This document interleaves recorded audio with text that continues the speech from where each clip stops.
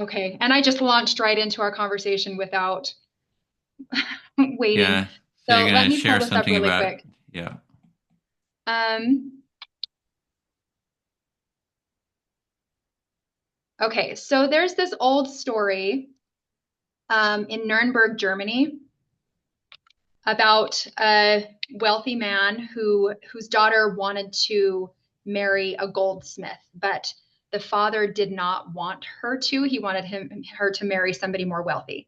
And so the father, and I'm this is going to be a long way of getting to an important point. So just stay with me for a minute. I'm listening. Okay.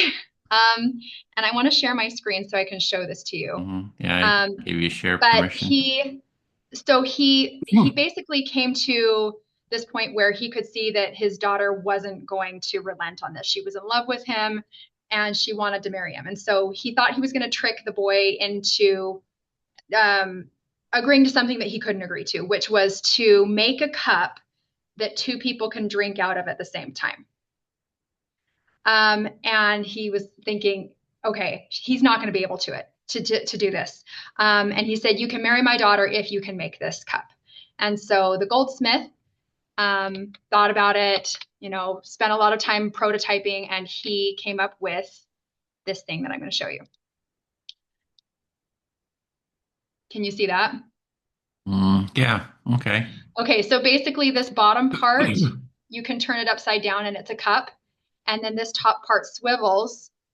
And so it ends up being that two people can drink out of this cup. So it's one piece, but it's basically two separate cups at the same time. And so at their wedding, they drank out of this cup, Wow. and it kind of symbolized their coming together. And so now this is actually a thing in Nuremberg where when people get married, they ceremonially drink out of these cups. And so my brother lived over there and he brought one of these home for my parents. And so they have one at their house. So the reason that this was really significant for me is because I had gone to sleep the night before, really struggling back and forth with this philosophy of in order to empathize with another person, you have to suppress yourself and give the other person preeminence, right? Whereas there's another camp that believes that, and I do see the value of both sides of this, but where in order to fully understand empathy and what it might be, you have to recognize that it's all going to be subjective. And so the self takes preeminence, like your own personal perspective. Because I mean, if you and I we're talking to each other right now and we're in the same conversation, but everything that happens is going to be filtered through my lens and through your lens. And so everything I'm saying, you're filtering it through the lens that you have, and everything you say is filtered through the lens that I have. So that's just part of this like philosophical debate back and forth of which is better, the self or the other in empathy. And so that's why it was a moment of clarity for me because so I went to sleep thinking about this, stressing about it. I had a dream that I was trying to drink out of a cup that had a divider down the middle. And I was trying to drink out of one side, and the other side was spilling everywhere. And then when I woke up, I had this image pop into my mind of this ceremonial wedding cup that is it's supposed to symbolize that we come together and we both get something out of it. And so that's the version of empathy that I really feel passionate about. Um, and that's the version of empathy that I want to continue working toward, is something where it really does bring my perspective and your perspective together and recognizing, yeah, it's never going to be perfect, but we can come to a place where we can both benefit from it. Okay. So I was just thinking that I had wanted to do the empathy circle with you, just so we could have that as a common reference. Yeah, And since we don't have full, four people for it, but we can use you. We could try active listening with each other. So it's kind I of love like it. so, and I can start by and so you'd be the speaker, you just spoken, and I'd be the active listener. So I'm going to reflect back my understanding of what you just said. Okay. So you're saying that there's two, as I understand it, there's two camps. One says that with empathy, one that you give yourself up to be with the other person, and the other is that you're totally grounded in yourself when you listen to the other. And that those are two different positions. You're sort of struggling with that, with that, and that you have this sort of a merging of the two, that you listen, and that cup that you had is sort of represents that you're sort of giving yourself up, and that you're connecting, you're focusing on the other person. So that's sort of what I was getting so Yeah, far. Is that? I think that's a good understanding of it. Mm-hmm. So in the context of the empathy circle, at this point, you have reflected and now you talk. Is that right? Until you feel heard. You can just Yeah, tell I me think what so. you I do you think I feel heard. okay, you feel heard. So, um, yeah. So, yeah, I don't see that it's that. So, on the point of giving yourself up, I think it's not that you give yourself up, but that you bring forward your empathy. So, yeah. So I'll pause there if you want to reflect that. So it's not about giving yourself up, but it's about bringing your empathy Forward.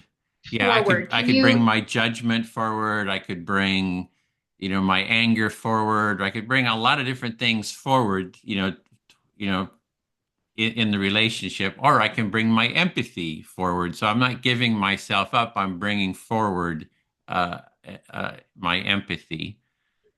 Okay, so it's more a matter of bringing it forward. So if I understand correctly, it would be more being honest about your reality and monitoring that a little bit more actively. Not quite. It's that now I'm speaking, and you're bringing forward your empathy to try to understand what I'm saying, and sensing into what I'm expressing. So in that, if putting this into the context of the empathy circle, you're not like, by listening to me, you're not giving yourself up. You're bringing part of yourself forward to listen to me. So, in terms of bringing a part of myself forward, it is um, actively choosing to enter into that active listening state. Right. And so you're not giving your whole being up. You're bringing part of your being forward, and for me, it's an important part of me to bring my empathy forward too. So yeah, that's kind of how I see it, in within the context of the empathy circle. To Can you explain a little bit more about what that means to bring that part of you forward? Okay, so the definition, what you're saying, one side is saying, oh, you're giving yourself up. I'm saying that you're not giving yourself up. You're sharing the empathic part of yourself. So you're bringing Mm. your empathic presence forward, yeah, in the relationship. Okay, so that part of you exists regardless, but you're Hmm. just choosing to act on that part of yourself and choosing. I'm going to extend a little bit, if you don't mind, just to see if I understand what you're saying a little bit. So you may have a part of you that is judgmental, but Hmm. you're choosing to not bring that part of you forward. Exactly. Yeah. And Yeah, that makes sense. we're showing that in the empathy circle. You're now listening to me, and you're bringing your empathy forward, and I feel heard and understood by what you were saying. So um, and so yeah, I'll stop there. I feel fully heard. So now it's your turn to speak. Okay. Here's going to be the hard thing for me when I am fully engaged with what the other person is saying. And I think this is a good thing in a lot of ways, but I almost lose what I wanted to say because I'm so focused on what you were going to say. And like I said, I think that's a good thing in terms of empathizing and in terms of helping you to feel heard. But then when it's my turn to talk, I almost don't know what to say. Yeah, so what I'm hearing there is that this is something that happens with you is that you're so focused on listening and trying to understand the other person that then when it becomes your turn, you're sort of emptied. You don't even know what you wanted to say. You sort of lost what it is that you wanted to say. Yeah, that's exactly how I feel.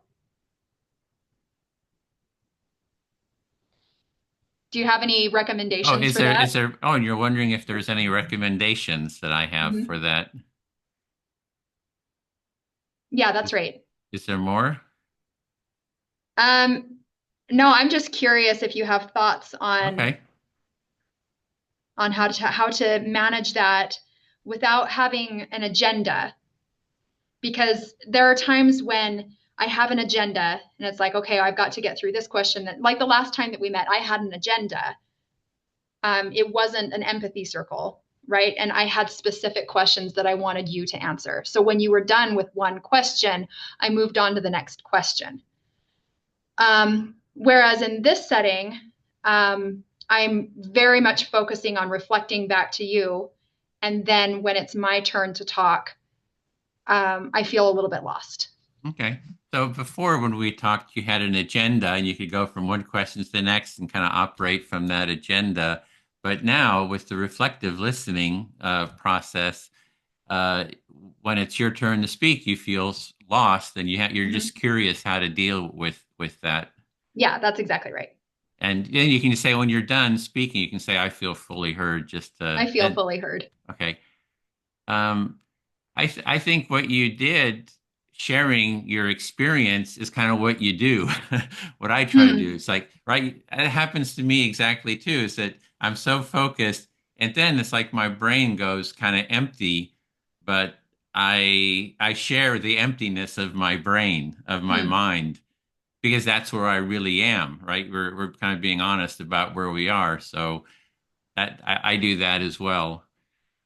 So if I understand you correctly, this is something that happens to you as well when you're in empathy circles, is you do have that part of you that fully is engaged in listening to the other person, and you then feel that emptiness, but then you're able to share that emptiness with them, and so they understand where you are at that moment. Is that And right? you exactly, yeah, which is what you had done as well. And but then I'll just sort of sit with it and see what arises next. So I'll just sit, there's no urgency that you have to speak right away. And if I just sort of sit with it, I can see what sort of arises next in my awareness. So if you just sit with it, then I know you've mentioned this in the past in some of the videos. What is alive in you in that moment? Is that Mhm. what you're talking about? Yeah, Okay, so whatever arises in you maybe is the next thing that you start talking about. So it's not as much about an agenda as it is here I am right now and this is what I want to share. Is that right? correct. Yeah. So and then the other part is the empathy circle. You see that we're doing speaker listener shifting. So I think Mm-hmm. that so we're giving time for the speaker to share their own experience and to be heard, but then we're turn taking, right? So it's this constant turn taking. So I think that addresses that polarization, giving yourself up totally versus it totally being about yourself. So I think that Yeah. helps address because it's this turn taking that happens. Yeah. So the turn taking is what addresses the um, assumed polarization, the dichotomy between giving myself up or recognizing that my perspective matters more. It's more of finding that balance between in the space between the two people. And a lot of people talk about, oh, I do all the listening in my family, but nobody listens to me. So empathy is terrible because Mm. I do all the listening. And I say, well, what you need is an empathy circle. You need to bring your family into an empathy circle so both everybody gets time to speak and be heard. So a lot of people will come to you and say that they don't feel like empathy is a good thing because they do all the listening and it becomes a one-sided relationship that ends up being a bit seemingly codependent, where there's a scale. I guess I'll talk about this in a minute, um, but yeah, do you feel heard on that point? Yeah, I feel fully heard. Uh-huh. Okay. That just reminds me of a scale in psychology research that I found that's called the unmitigated communion scale. And it's looking at people's tendency to give and give and give and give to the point that it is damaging them psychologically and sometimes even physically. And so I think that's what one-sided empathy looks like, is when you don't recognize that it needs to be both sides of it. Yeah, there's even a scale about this, like people who just give and give and give to their detriment, and there's a scale for that, and that's an issue with empathy. Yeah, that's right. And I think in a lot of the psychology research, they're not considering the other person in this. So there, in this paper that I'm working on, um, a really interesting thing that I didn't even know in the psychology research that it has surfaced in this paper is that we're really preoccupied with the study of the self. So even in social psychology, where it is, looking at groups of people and interactions between people, it there's no understanding or valuing of the other. It's all about the self. And so when we're talking about other people, it's still in the context of what effect that has on the self. And so no wonder the field of psychology is getting empathy wrong. If there's no if there's no understanding and valuing of the other person in the relationship. Yeah, so from your looking at psychology for the study, there's always reference around the individual, so it doesn't include the other. And so, of course, psychology is getting empathy wrong because it's so individualistically oriented. Mm-hmm. Yeah, and I think that what that ends up what ends up coming out of that is not just a low level of narcissism, but also when we help people, we help them from a perspective of, oh, either I have all the answers or this is the way I would want to be helped. And we're not thinking about what's best for the other person. Yeah, what this individualistic mindset does is it's not necessarily helping the person what they're needing. It's more like what I would need. So it's kind of coming from an individualistic. I think there's a little bit more to it than that, but Yeah, and just to give a little bit more context on that, my background before I had kids was in international development work. I don't know if I mentioned that to you, but I did work in West Africa.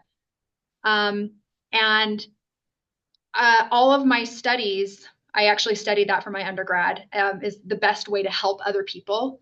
And so I was coming at it from a perspective of it doesn't matter what I want. What matters is what's going to help them the best. And so I'm going to do the best that I can to help them to reach their goals. Whereas other people that I worked with who didn't have that educational background really had this mindset of, oh, well, I've figured it out, or we collectively as Americans have figured out development and happiness, whatever that might mean to people. And so we're going to either give money or force solutions on people because we know what's going to make them happy. And I got out of that field because I felt so much dissonance between what felt right to me from the educational background that I had and what I was seeing in the field. Like, it wasn't actually helping people. And there was people from the United States that they really thought of themselves as, and this is a terrible term for it, but kind of white saviors. And I thought that it was doing not just not helping, but it was actually doing more damage because it was further entrenching this feeling of dependency, and we can't do it on ourselves. We need you to fix our problems for us. yeah. So this individualistic approach ties into the international development work that you were doing, where when you came into working in West Africa, that you tried to see what people support people and what they were needing for their development. So more of a empathizing with them, whereas most of the people in the field, it's sort of like we have all the answers. We're just going to project it project those answers onto you, and it's kind of more of a self-centered field, and it just was very dissatisfying, and that's what you think was even damaging. So you left the field.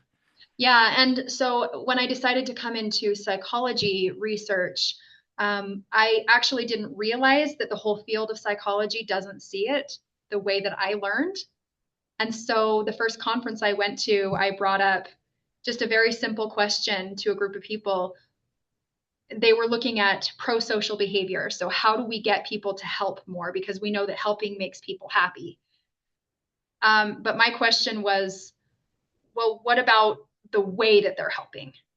There are ways that we help that are not actually helpful to the other person. And it was like a moment of, oh, we've never thought about that ever. I mean, people who had spent their careers looking at how do we get people to be more kind, and these are good things. It's good to have a society where people are more kind and more giving. We know that everybody's going to be more happy. But if we're not looking at the impact on the person that we're helping, then that's only half of the picture. Okay, so when you came into the field of psychology, it seemed to be also sort of individualistically oriented, and it's like it's almost like it had the same pattern as in the international development pattern, that it's like Mm-hmm. we have the answers instead of really hearing what the other person needs and what it is that they're sort of wanting. Is that, and you brought that up, and they were sort of like, hadn't really thought about that. So, Yeah. Yeah, I feel heard. okay. Um, yeah, I don't know if you saw the video. I started the definitions, the presentation. It was just like the very first rough draft that I did at the Empathy Summit. So I was kind of giving the model, and I'm calling it holistic empathy. And I think that's sort of what holistic empathy does. It sort of addresses, more what you're talking about. Yeah, I did see that. It was, you had been talking about um, addressing it as more of a holistic approach to empathy, and you're hoping to continue this conversation, bringing people in to look at the definitions of empathy. And the empathy circle kind of addresses some of those failings in some of the definitions where we want to look at it from more of a holistic perspective.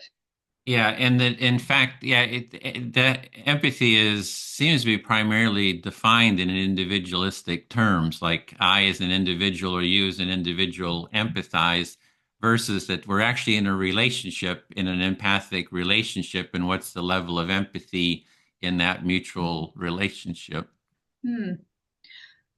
So it generally has been defined as more of an individualistic, I feel empathy or you feel empathy, but what you're proposing is that it's something that's in that space between us Mhm. where there is empathy that's happening here. Is that right? Yeah, exactly. And then when people are saying in their family, they're the one that does the listening, and the other person doesn't listen. So empathy has a problem, is problematic. I would say it's not the empathy that's the problem, it's the lack of empathy. So it's actually the empathy deficit in the Hmm. relationship that's the problem. Yeah, so rather than it being empathy that's the problem in a one-sided relationship, it really is a deficit of empathy in the relationship. So rather than it just being empathy that itself that's a problem, it is more of a misalignment of where the empathy should be.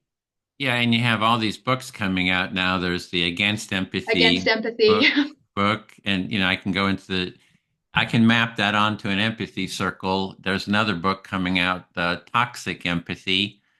Uh, Charming.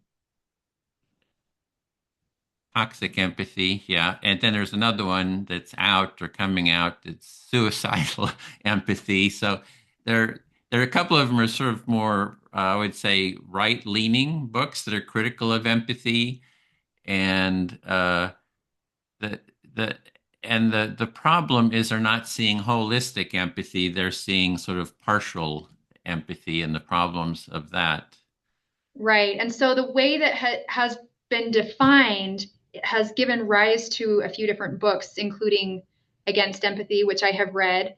Toxic Empathy, which I haven't read, and coming out Suicidal Empathy, which is really looking at the detriments of empathy. Hmm. But it seems like they have a misunderstanding And of there, of this concept of empathy. and there's another one called The Dark Side of Empathy too, which I did do have a video of the interview with the author of that. So, but I think that I think the main thing is it's a definitional question. It's like, how are we defining because the Against Empathy book, I actually agree with, Paul Bloom, like the criticisms he has of the phenomena. The only thing is, it's not, I would say that what he's criticizing is the lack of empathy, but calling it empathy. And I think that these books, within a holistic definition, are criticizing the lack of empathy versus, kind of empathy. Yeah, so there's another book called The Dark Side of Empathy that you have interviewed the author. Mhm. I would love to see that recording, by the way. Um, so you have interviewed that person, and basically all of these books are looking at more of an empathy deficit than a true holistic form of empathy. Yeah, and it's usually the criticism, every criticism that they're making about empathy, I would say it's actually what you're criticizing is the lack of empathy, Right. the holistic. You're criticizing the lack of holistic empathy. And I actually agree with your criticism that you're making because, but I would say that you're actually just saying that there's a lack of empathy there, and so yeah, so that's So if I and understand you correctly, you would say that you actually agree with a lot of their criticisms because what they're criticizing is a lack of empathy mhm. rather than the kind of empathy that we're talking about. Yeah. And that's why I Yeah, and think I agree with that as well. and I think that's why a clear definition, well articulated, holistic empathy is so needed because I totally see that in the therapeutic world. Psychology is it's coming from this individualistic viewpoint, which is, it's one viewpoint, but it's only one viewpoint, versus a relational view. Right. And the I've lost the first part of what you were saying there because I was Just focusing on psychology the is coming from that individualist. They're just reiterating what you've said, that you saw the individualism of psychiatry, psychology, and viewpoint, and that a relational, view. I think is more accurate for one yeah. thing. Okay, so a relational view is going to be more accurate than psychology's view and psychiatry's view and clinical view of it being about the individual. Yeah, And so I remember what you said at the beginning of that as well now, that it was we need to come up with a clear definition of what holistic empathy yeah, is. yeah. I feel very heard. Okay. I want to piggyback on what you're saying because this is something that has really been frustrating for me over the last couple of years studying this. Um, because when you get into the literature, you find they're using the term empathy to mean different things. And so it's an umbrella term that when I enter into a conversation with somebody about empathy or I read a paper that's about empathy, I think that we're talking about what you're saying, which is that relationship between the two people where each person feels heard. But come to realize that they're using a very different definition of what it is. So sometimes they're using it to mean emotion contagion. Sometimes they're using the term to mean emotional understanding. So, like understanding, I would feel that way too. I would feel angry if this had happened to me. But once again, that's bringing it back to me. Or it can be perspective taking, or it can be not necessarily perspective taking, but cognitive awareness of the other person's viewpoint. And so those are very different psychological processes and they're very different concepts. Yes, they're linked to each other because sometimes they do happen at the same time. Like I can have the emotion contagion where I can all of a sudden I feel like anxiety because somebody near me feels anxiety. And so then I try to understand that. So I become aware of the emotion. And then I try to see what factors are happening around the person that led to that. So I've got that cognitive awareness. And then I'm trying to see it from their perspective. So, yes, they do happen in tandem with each other, but they're not the exact same process. And so, what you're talking about with Paul Bloom, several other people who have been berating empathy recently, they're looking at things, they're looking at it specifically from the emotional standpoint, from the individualistic. I'm trying to reduce this aversive arousal, is what they refer to it as, right? And so I feel distress at your pain. And so I'm trying to get rid of my pain that I feel because of your pain. So I'll stop there for a minute. Okay, so from you've been reading, reading on the psychology, the studies of empathy, and you're just seeing that there's so many different ways people are defining empathy, and you're just going through some of the different ways that they're defining it, and they're all different phenomena that they're talking about. And the same thing with Paul Bloom, he's talking about emotional contagion or what have you. So you're just sharing that there's just a lot of different definitions of empathy, and they're probably not seeing it from sort of a relational lens, which is actually how you're looking at it when you read this, and you realize that they're not really looking at it through that with that definition. Right. So when I first saw the title Against Empathy, I it was probably a year before I was brave enough to read the book, because I thought it was going to go against everything I believed in. But then when I finally was like, okay, I just need to understand the other side, I got into it and I realized, and I'm grateful that he early on laid out, these are not the definitions that I'm going off of, and this is the definition of what I'm going off of. And his definition is that emotional, personal distress that you feel at another person's distress. And when he said that, I thought, oh, I should have read this book a long time ago, because I agree with you 100%. Because when we're looking at it from an egoistic, individualistic standpoint, yeah, it is a negative thing. But that's not this holistic version of empathy that you're talking about, and that I would like to help promote as well. Yeah, so you're even had a lot of trepidation about even reading the Against Empathy book, because you thought it would sort of shake up your understanding and your of empathy. But then when you read it, you realized he was really talking about emotional contagion or your anxiety response, and it wasn't even that you actually agreed with the criticisms he had of those phenomena, and that you're really wanting to promote this relational empathy that we're talking about. Yeah. Yeah, and I in this moment I feel really excited to find somebody in you who's also looking at it from this perspective, because I don't feel like there are very many people who are looking at it from this perspective. Yeah, you're excited to be talking about this with me from this perspective, because there's not many people looking at empathy through this perspective. Yeah.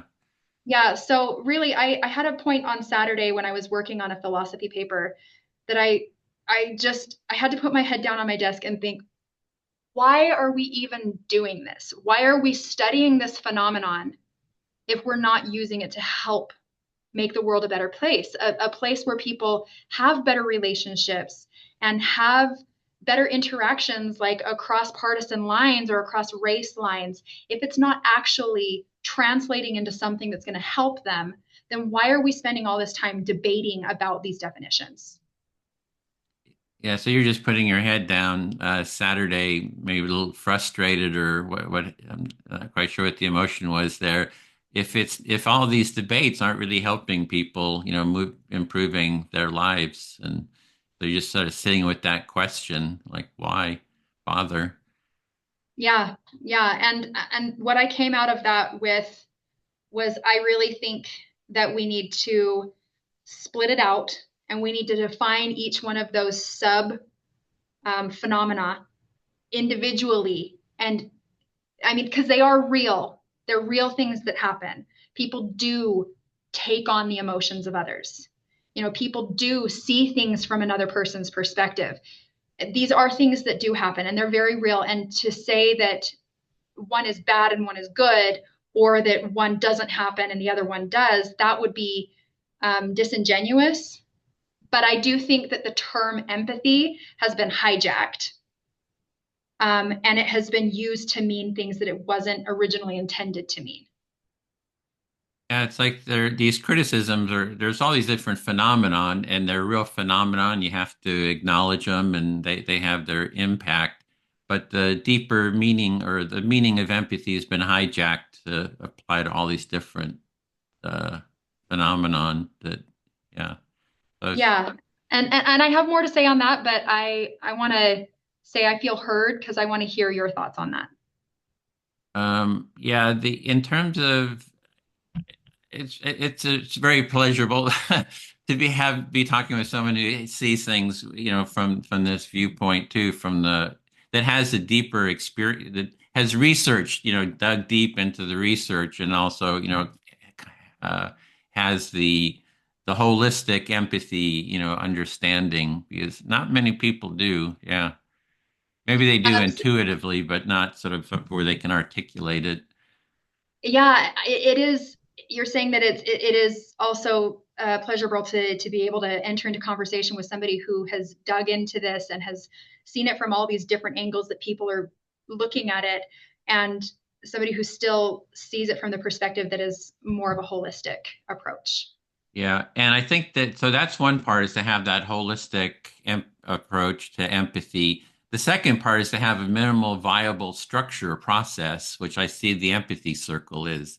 Like, here's a minimal viable structure that you put people into, and they have to empathize. It fosters, it helps build that relational empathy, because each person is, stopping. You have free speech on one hand, you can say anything you want, and Mm-hmm. the person that you're speaking to is going to reflect back and try to understand what you're saying. So you have total freedom to be open, and the other person will try to reflect back, understand to the best, until you feel heard as a speaker to your satisfaction. So not only do we have the conceptual understanding, but we have a structure that sort of holds the minimal viable essence of the holistic empathy. Okay, so you're saying that empathy, the holistic empathy, is a great concept, but the way that we actually put it into practice is this minimum viable structure. Is that what you called it? Yeah. Of the empathy circle that allows people to have total freedom to say whatever they need to say, but the structure of the empathy circle itself requires that the other person is listening and reflecting back, and then the person feels heard, and then they switch places, and so they're giving both people or all four people the opportunity to feel heard. So yeah, and in terms of the definitions, we can define the terms within the context of the empathy circle and point specifically to what's happening in the empathy circle, to have a model to keep it from getting too out there, very ethereal. It can be, here's we can record the actual phenomenon and then point it out within the context of what's happening in the empathy circle. You can take part in the empathy circle and you can actually experience the phenomenon that's happening. Yeah, I like that so much. So rather than getting caught up in the ethereal debates back and forth where we're talking about definitions, when we put it into the context of an empathy circle, it gives us a chance to experience the phenomenon in real time and we can point out what's happening as it's happening. Yeah, so we can actually role play uh, um, Paul Bloom's criticism. I can rant and rave and be totally angry, and then you can rant and rave and be totally angry too, and we can mirror that. We can role play that, and then you can actually feel what that feels like. I'll feel like, hey, you didn't hear me. You're just, and you'll feel like, we can actually look at all these different phenomenon that people are talking about and bring it into the empathy circle and demonstrate it and role play it and have something tangible to work Hmm. with. I like that. I like the idea of role playing it. So you said that you could play the role of Paul Bloom and you could rant and rave about your perspective and you could experience what that would feel like. And then I could role play a different perspective and we could experience that. Maybe we could call it aversive arousal Hmm. um, at in real time and experience how we could work through those different misunderstandings and come to a place where we understand each other better. Yeah, and for example, there's that book on I think it's toxic empathy. It's toxic empathy, how progressives manipulate conservative compassion or something like that. So what she's saying is that progressives are selective in their empathy, like they empathize with the illegal immigrants coming across the border, but they don't empathize with the people that has an impact on. So, which I agree with, that a lot of times progressives do that. But you can role play it in the empathy circle, like I'm a progressive, you're a conservative, you're an immigrant, and then somebody else is, something. So we can actually role play uh, the situation in the Hmm. empathy circle, right? Oh, I like that idea. So in the book Toxic Empathy, she's talking about, I would assume that it's written from the perspective, she's probably conservative. Christian. Okay. Yeah. So she's saying that progressives have hijacked conservative compassion. And they say that progressives empathize with, say, the illegal immigrant. Or the But victim. they, It could be the victim would be another. Yeah. okay, say that again. They could be like the perceived victim in a situation. Okay, Or so no, maybe that's a that's good not, point. yeah, that's part of it. Yeah. Okay, so in that case, it might be they empathize with the victim, but not their view of who the victim is. But then they don't empathize with somebody on the other side of Hmm. it who they see Right. as the perpetrator. Yeah. And there's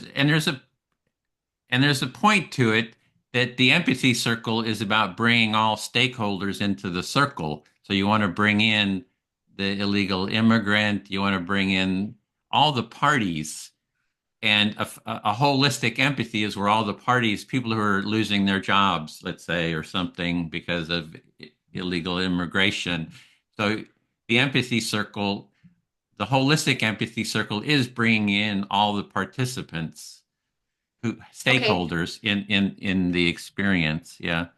okay. So what you're saying is that you would bring in the different stakeholders, either in terms of role playing or actually Hmm. people who are those different stakeholders in real life. So you would have the illegal immigrant and the person whose job is being taken by people who are coming in illegally, and you have a conversation so you can get an understanding of how this situation is impacting everybody. Yeah, and that's again addressing one of the criticisms, so you bring again we're bringing one of the criticisms into the empathy circle to explore it and explain explain the situation, which is true. Selective, just listening to one party and not the other is not holistic empathy. Holistic empathy is, all sides in the issue having a voice. Right. So holistic empathy is going to give voice to all sides. And so you bring the different criticisms into the empathy circle so that you can give voice to them rather than just having empathy for people who share the perspective that, if you didn't bring one side of it into the empathy circle, then it wouldn't be holistic empathy. Exactly. Yeah. And then the other point is with the empathy circle is it problem solves. It's a functional, it improves people's lives, I would say, because people who haven't been heard, people who are lonely, people who need personal support, people who haven't been stakeholders in the dialogue, they get, to be part of the dialogue. So it's very effective and so it has that practicality that you're talking about. It improves people's lives. Yeah, so it's a really practical approach where people who haven't felt heard in the past, or they might feel lonely or like they haven't been seen as a stakeholder, you bring them in and they can actually start solving problems more effectively. And the last point, I'm going on a long time here, but it's the if you're familiar with human-centered design, where you're doing Somewhat, doing it's out of Silicon Valley, the whole design community, they have a principle, design process that if you're designing anything, the first thing you need to do is empathize with the needs of the people you're designing for. right? So it takes empathy is core to the whole human design process. Everything in our world is designed. Somebody had to empathize with the needs. So it's very functional in terms of designing anything. You kind of need it. So, Yeah, so bringing it back into the human-centered design approach that is used widely in even Silicon Valley, we're looking at the experience of the user of the product, and so empathy is integral to the way that our human world is designed. Is because we look around and everything that we see around us was designed by somebody who had empathy for the needs of somebody else. yeah, I feel very heard. Yeah, thank you. Okay, that's really cool. I had some thoughts, and I'm trying to remember what they were. One thing that is at the forefront of my mind over the last few days is I need to design an experiment um, that so I need to design an experiment that I'm going to actually run here on campus, bringing people into the lab and having them interact with each other. And so um, the empathy circle design is something that really it is very intriguing to me that could be something that could be studied to see because I know that when we were originally communicating via email, you said that this hasn't really been empirically researched yet. So I think that this could be a good opportunity to bring it into a psychology research lab, and we could look at what are the outcomes. Like, how do people feel differently when they engage in this kind of structured empathy circle, as opposed to just throwing them into it and leaving them to their own devices to try and figure out how to solve a problem? Yeah, so you're needing to do some studies, in your lab, and you're thinking of studying the empathy circle, and you've heard me say that it hasn't been, well studied, hasn't been studied really, and so you're looking at the comparison of people just coming together, they're thrown into having dialogues versus doing having an empathy circle. So maybe a comparison of the two experiences. Yeah, so the design of the experiment that I have right now is where I will bring in politically polarized individuals, um, and there's going to be a control group that has no guidance given, and then three other groups. One where they're told to empathize with the other person's perspective, and again, this isn't going to the way that I have already designed it doesn't have the empathy circle in mind. It's just keeping the instruction very minimal. But now I'm wondering if I need to shift that. So there's the control group, then the empathy group, then there's another group that's going to be stick to your convictions. So whatever you believe, try and convince the other person of it. And then a fourth group, which would be empathize and stay with your convictions.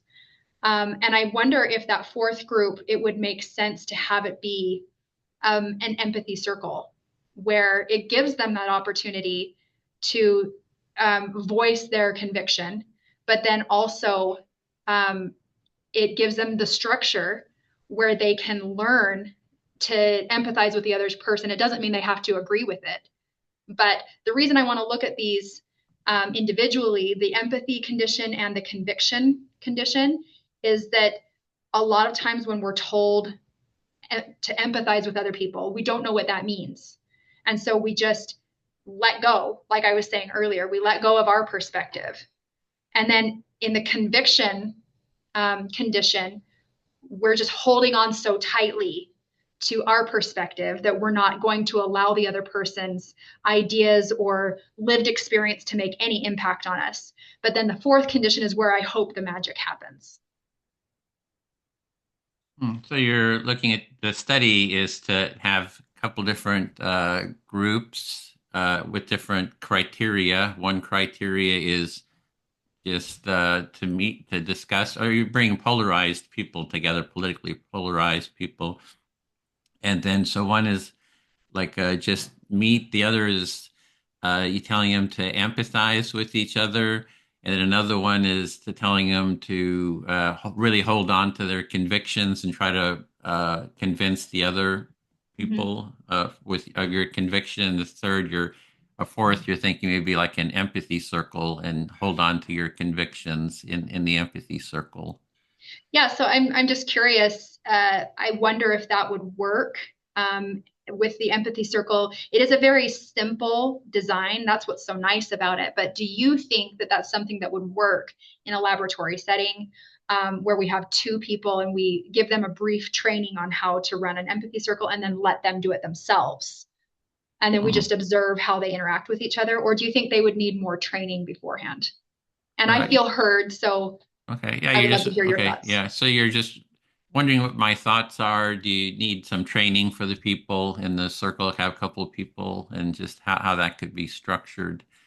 Um, yeah. And so the first time people get together in an empathy circle, it's good to have a facilitator to hold the practice because otherwise people just start talking. They Mhm. kind of drop the practice and go into just regular talking. So it's good to have someone familiar with the practice that all they do is hold it. Yeah.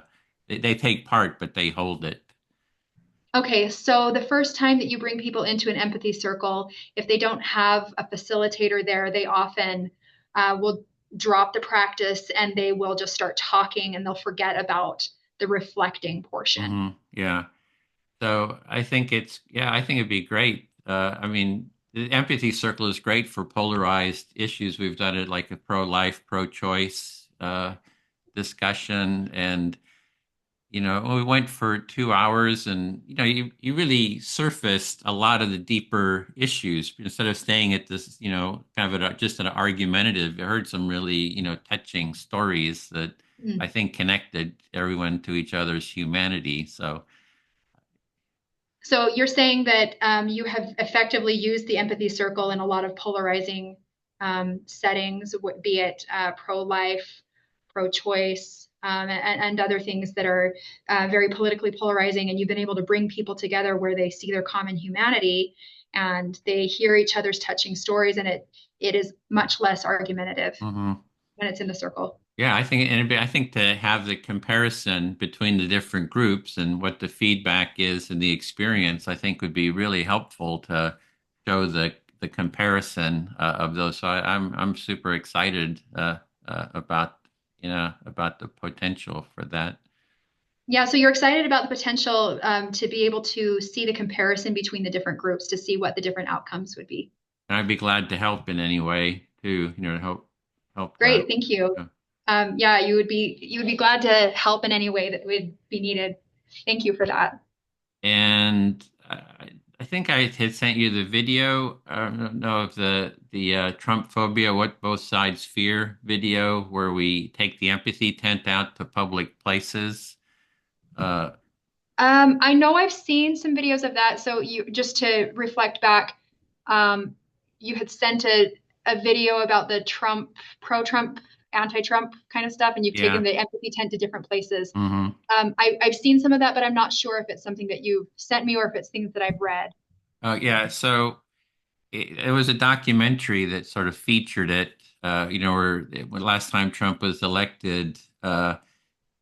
It was all these demonstrations around the country. She went to all these demonstrations and she came to Berkeley, where we were with the empathy tent, where we Hmm. would listen to both sides and have empathy circles.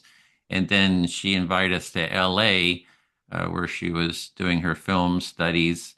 And we were at a rally, impeach Trump rally, and we did the same thing. Had six pairs of people, one from each side. We that I facilitated, and of the six pairs, five of them gave each other hugs at the end of the empathy circle, and across the street they're screaming and yelling at each other. Hmm. So I've just seen, that it really does. I think it would have a real impact on, yeah.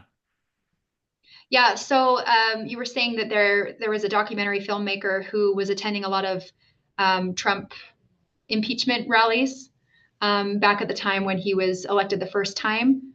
Is that when it was? Yeah. Hmm. Okay. And then she came to your the rally that was at Berkeley, and she saw your empathy tent, and then invited you to come to Los Angeles, where there was another rally, and you had six pairs of people, six from each side, and by the end, Yeah, one from each side, 6 times we did that. oh, okay, okay, so you had just pairs Pairs. coming in. Okay, that makes sense. So pairs six different times, and by the end, five of the six pairs ended up hugging each other. Um, whereas across the street, people were screaming at each other and picketing and rallying. That's that makes me emotional because that's exactly what we're capable of. And I think that's great. You're doing really good work. Yeah, so I hear it making you emotional, and it's really you think that's really great work because it's very meaningful to you. Yeah. Yeah. And I'm sorry, keep going. You were going Yeah. to say more. I just had to interject that because Yeah, that I was know. a moment. Yeah, I just put that's the video. Thank you. It's just 11-minute clip of the essence of the documentary. So yeah, yeah, I feel fully heard. Glad to support that. I think it'd be really, yeah, really great. I think it's a wide open field of study, the empathy circle, and this mutual empathy and relational empathy. Yeah, so I'm very excited to hear those Okay, ideas. so you're feeling excited about the prospect of getting some research done on it, and it's a wide open field of research. There's a lot of possibilities for application of this in ways that we can research it. Yeah, I feel heard. Okay, thank you. Um,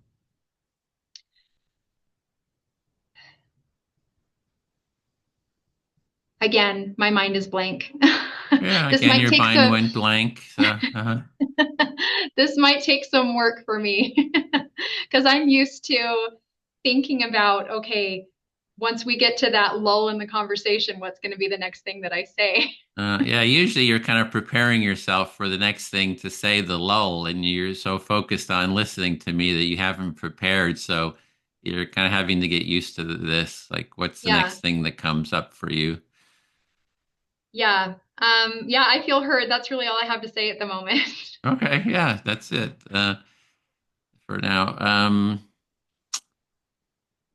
Yeah, the other thing that came up for me is the definitions, how to sort of approach the definition. I'm going to be, focusing on that more and more.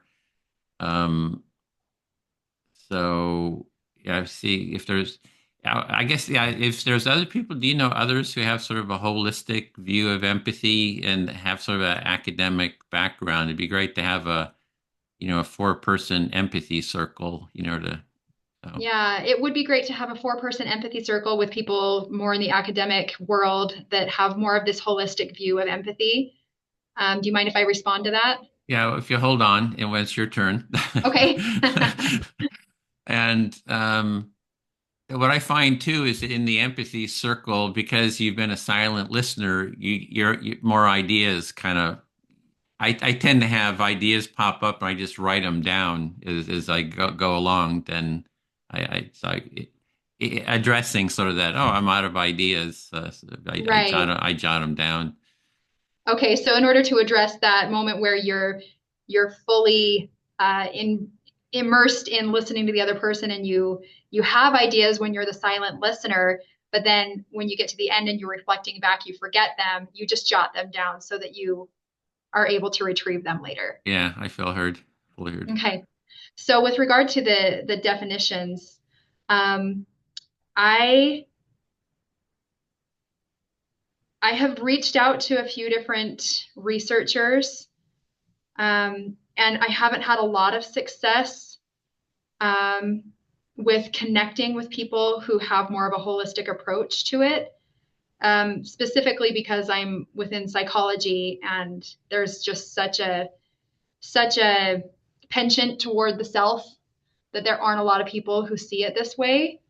But I am holding a lot of focus groups like I held with you and Sam, um, where we're just getting a lot of different perspectives on it.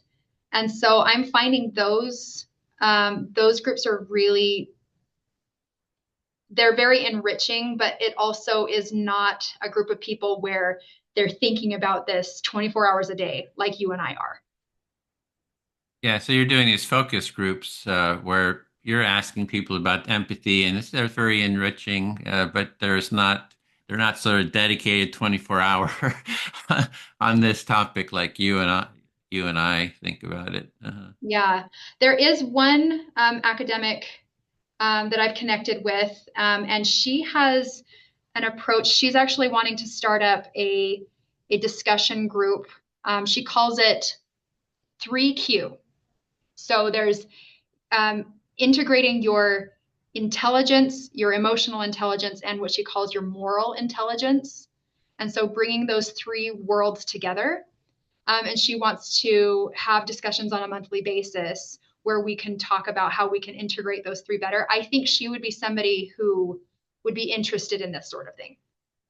So you do have someone that's working on the three Qs, three different aspects. I wasn't quite clear what those were, but she might be interested in this.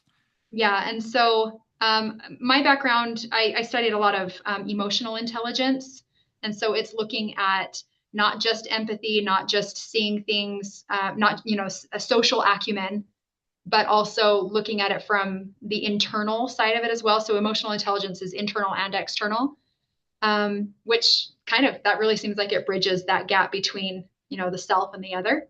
And then she's taking it up to another level where you include not just your emotional intelligence, but your intellectual intelligence, and then you have a moral component to it where you're looking at the so Mm. what, like what is the ethical choice that I should make in this situation. Yeah, so she's looking at the emotional, but also the intellectual, and then also the ethical part of it. So kind of trying to look at those three different aspects of oneself.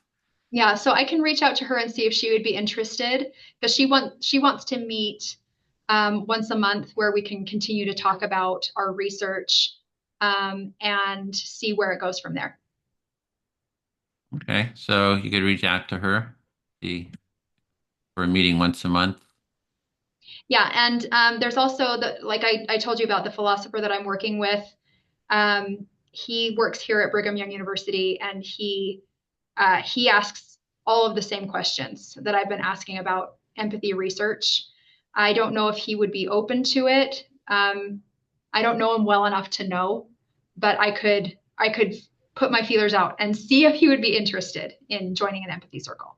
Yeah, so the philosopher who you'd mentioned before, see if he's interested in joining an empathy circle because he's sort of in line with all these questions that we've been talking about. Yeah, the only problem there is that he told us straightforward. I was in a class with him, and he told us straightforward, you are allowed to argue with any of the other professors, but don't ever argue with me. He was joking, but he is very much a I know what's right and not really open to seeing things from other people's perspectives sometimes, which is ironic Yeah. because he studies empathy. No, yeah, he studies empathy, but he's kind of joking that he's right and maybe he's not so open to other Yeah. perspectives. So if you're going to joke like that, that makes me think that there's probably some truth to that. hmm Yeah, might be some truth to Yeah, it. so that's where I am with that. I'm definitely willing to reach out to them to see if we could continue this conversation. Okay, then you could reach out. We could drop the active listening if you for now, just discuss if you're Sure. so yeah. I can also reach out. It's I know a lot of people, but people are tied up. We've done Yeah. stuff before. It's just seeing who has the time, how often. I was thinking of a weekly empathy circle on the definitions. So I really want to, um, make this a major project to articulate the definitions. We in April we have another empathy summit, so I'm kind of working on that slideshow to kind of refine it some more. And then in May there's another conference through a university, and it'll be at UC Santa Cruz that we're going to be part of, and I was going to do part of like a 20-minute presentation on it there. So yeah, I'm really wanting to kind of.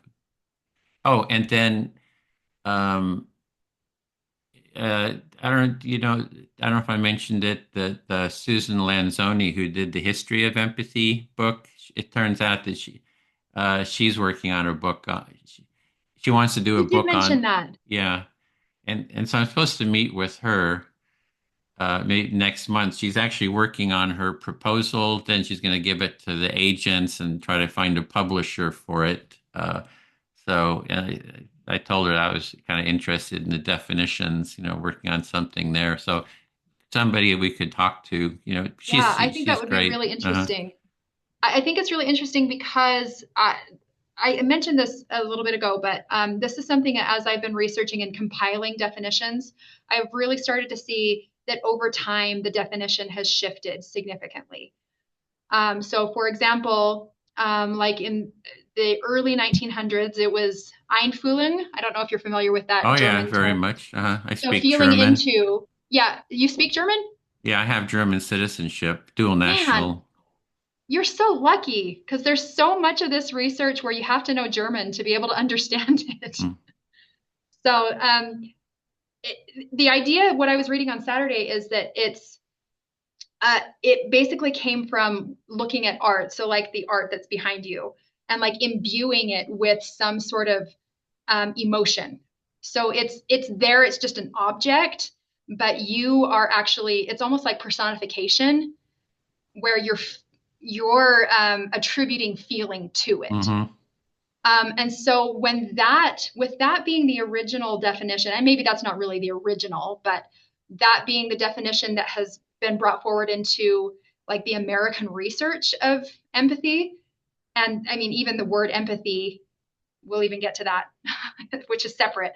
But that's different than the definition that there was in the 60s, which was to feel with the person, right? So it's another person, not an object, right? So it came from this objectification kind of mindset where you don't have thoughts for yourself or feelings for yourself, and I'm going to inject into you Yeah. what I think your feelings would be. Yeah. And obviously, if Mhm. we were to step back and think about it, we're not trying to do that, but that was what the definitions were. And now the definition is no, no, no, sorry. In the 60s, it was, I'm sorry, I got that backwards. That's the current definition.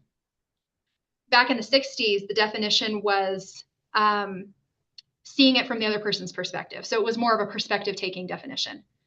And so to see that shift even in the 20th century into the 21st century, that's a massive shift.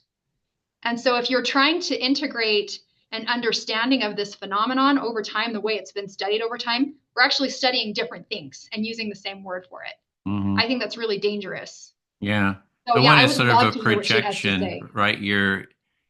She's very much into Rogers, I think, is a kind of the core. I mean, Rogers is sensing into the someone else's Mm-hmm. experience, whereas the original Einfühlung was a bit like projecting your feeling into your feelings of the other of the artwork, right?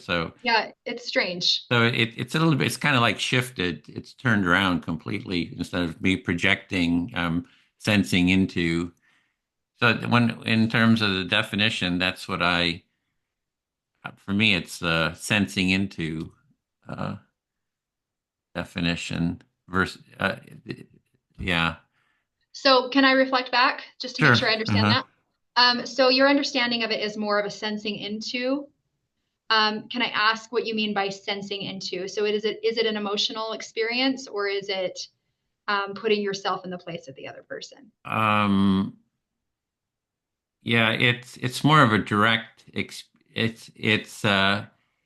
in the definition that I had in that video, it was like sort of a basic empathy, sensing into. I'm looking for a term. I'm not quite sure.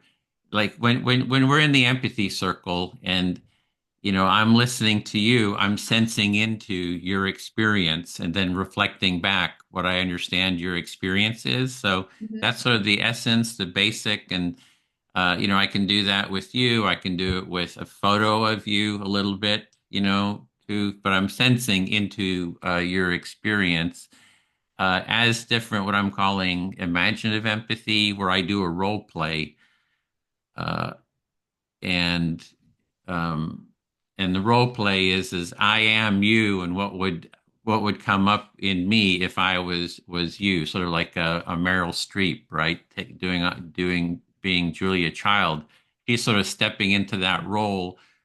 She has sort of the idea of Julia Child, maybe has studied her, but she's seeing what comes up in her in that role, which is a different phenomenon than just sensing directly in. So I think that's a different, and we could tie that into, with what children, when they're 18 months old or so, they start seeing, the Marianne, what is it, the Marianne or Sally Ann role Oh yeah. play, where I can't remember where you can start putting yourself into someone else's situation, and so you have that differentiation. So I've tried to make a differentiation, sort of the basic empathy that Rogers talked about, and the imagining part.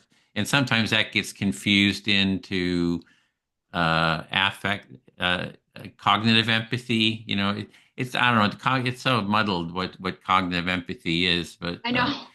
it's hard to Some, even. yeah, I've read definitions that say cognitive empathy is a cognitive understanding of the emotions or the affect of the other person, whereas others are looking at a cognitive understanding of the cognitive processes of the other person, which is different. There are different things happening there.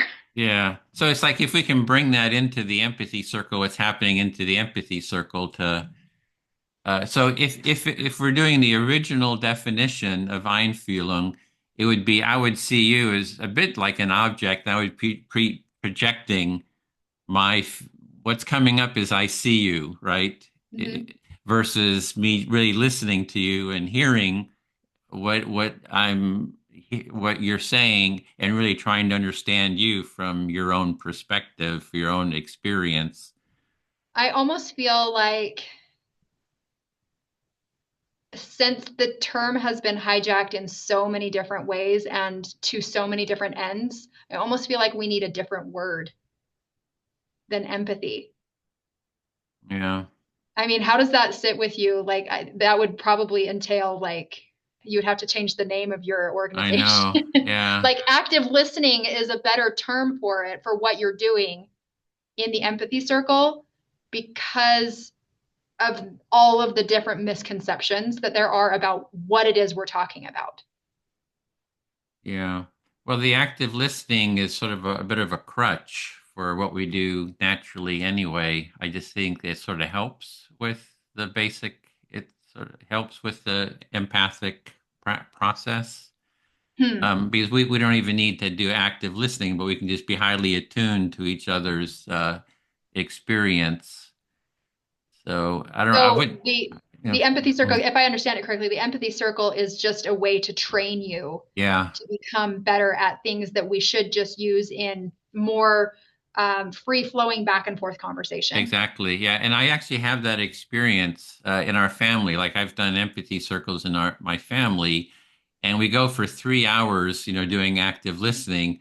And then suddenly we stop doing active listening, but the mindset of being attuned to each other, we're in that mindset, the highly empathic state where we don't even need to do the active listening. So it's a bit more like a training, like you're saying. And also then within that highly attuned empathic state, what happens is sometimes you can drop out of it. Somebody gets triggered by something or upset, and the energy, you can feel the energy shift, and you can then say, well, let's go back to active listening. It's sort of like a safety net that you Mm-hmm. can go back to get that state of mind, that way of being. So Well, it seems like it helps with self-regulation. If you can get back into that, like you said, a safety net, Hmm. it can be a place where it's like, okay, this gives me a chance to calm down, Right. Uh-huh. Yeah. and then I can think while I'm the listener and breathe while I'm the Hmm. listener, and then when it's my turn to reflect back, hopefully I will be able to speak in a calmer way.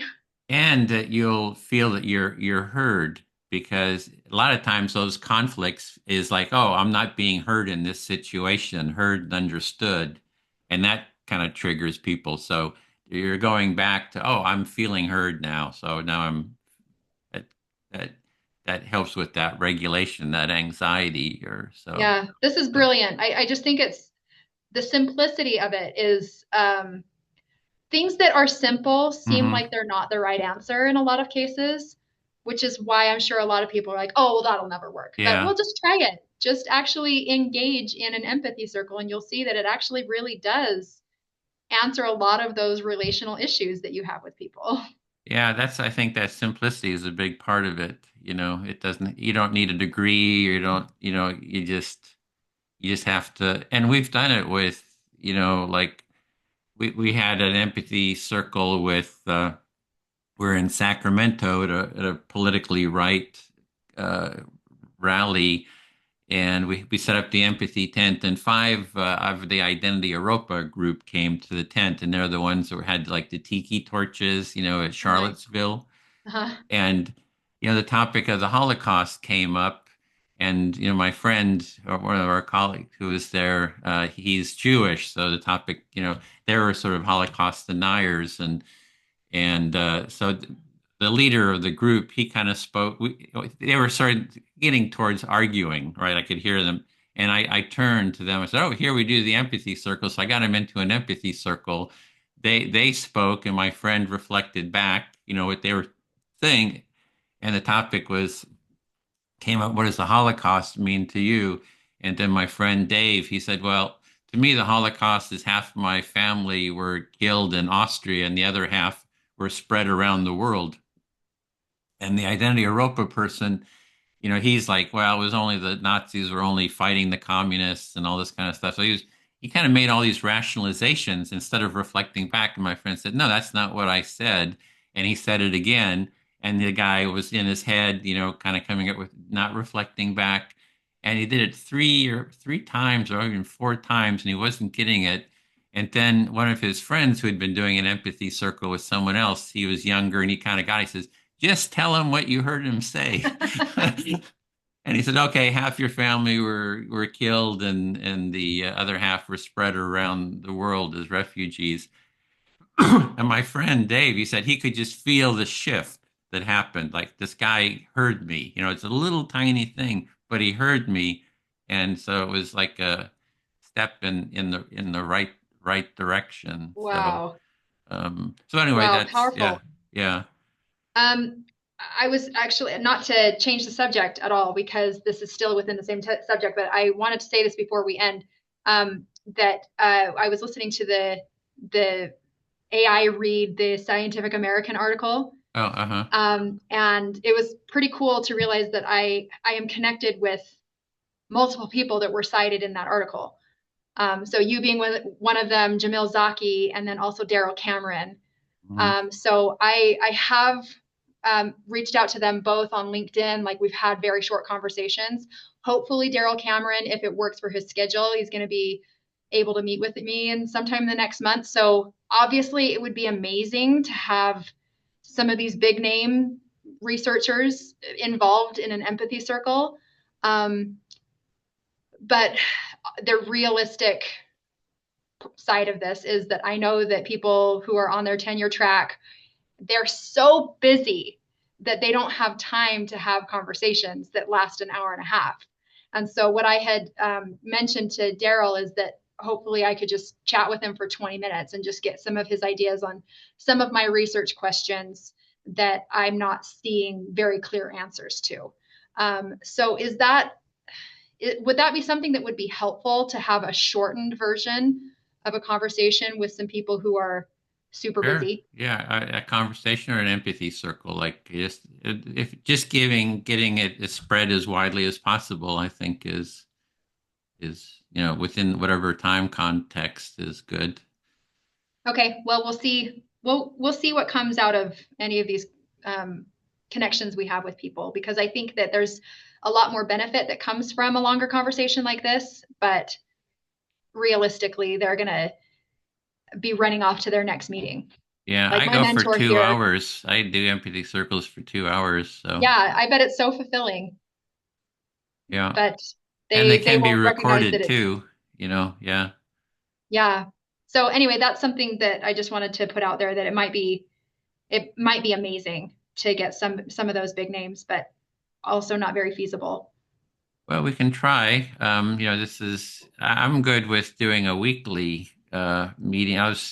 If you don't have time to attend, I was going to just kind of set it up for a weekly empathy discussion circle and kind Yeah. of put it out there and Do you want to specifically, get something on the schedule right now? sure. Uh-huh. This time, 11 on Tuesdays works, or 10 o'clock your time on Tuesdays works really Okay. well for me. Yeah.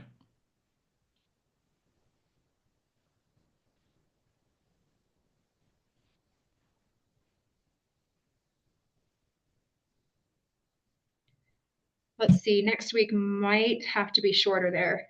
Um, I have to take my daughter to an allergy appointment at 1 o'clock. And you know what? I don't know if it'll even work next week. No, sorry, that's Monday. I don't know why I was looking at Monday. Yeah, next week We're is fine. talking the 4th. Yeah, so the 4th. I was looking at the 3rd. So if we can just put it on our schedule every Tuesday at Okay, 10 o'clock your cool. time, and then just take it as it comes, and see if we need to reschedule if important things come up that push it back. But yeah, this is central to what's important to me with my research, and so I do want to continue these conversations. Oh, great. Yeah, and we record them too. I run them. We have the AI report, and I'll put it in Otter AI too. So we'll have, good documentation for it. Yeah, that would be great. Man, this is great. Thank you so much. It's just, I find this very inspiring and reinvigorating, because getting bogged down in the research is sometimes you completely lose sight of why you're doing it. hmm And so this is refreshing. Well, this is like perfect timing because it's specifically what I'm wanting to work on. So this is Yeah. like, wow, this is amazing that, you turned up at this point Yeah. because it's I'm very exactly what I'm grateful. wanting to work on. So this is great. And also you have the mindset, sort of that holistic empathy mindset and uh, and have the academic understanding of the whole field. I mean, that's not many people, have that unless they're into academics and research and all that. Well, and also advantageous is the fact that I am a grad student, and so I'm not as busy Yeah, uh-huh. as some of the other people who are studying this full time. Right. Yeah, so I think this is really beneficial timing on both sides. Oh, and next at 12, I actually have a meeting with Anita Novak. I don't know if you know her. That name is familiar, but I don't remember Yeah, who she is. um, LinkedIn. Let's put her. Anyway, she's been doing a lot of work. She also has a PhD in empathy, and she's been doing a lot. I mean, she's totally thinking about this. I'm supposed to talk to her a little bit about the definitions too, but I can see if she could come a bit earlier. I'm not. She's super Okay. busy. But, I mean, it would make sense to meet at the same time if we're talking about the same subject, because I think it would be mutually beneficial all around.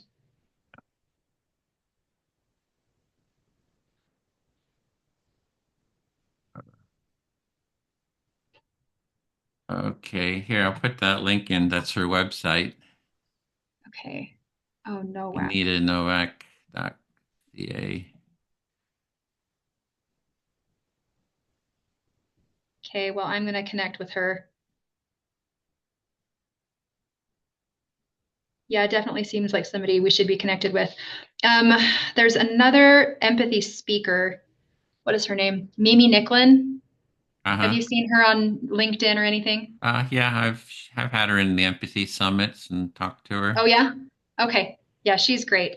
I haven't talked much with her, just quick back and forth, but I follow her on LinkedIn and she's super great. All right. Well, I will Okay, see you next week. sounds good. See you then. Yeah, thank you so much. Mm-hmm. And if you wouldn't mind sending me the recording and Mm-hmm. the AI transcription, that'd be Yeah, super helpful. I'll send you the link. I'll put it into a document. Okay. Thank you. Okay, bye, Jody. See you next Chat week. chat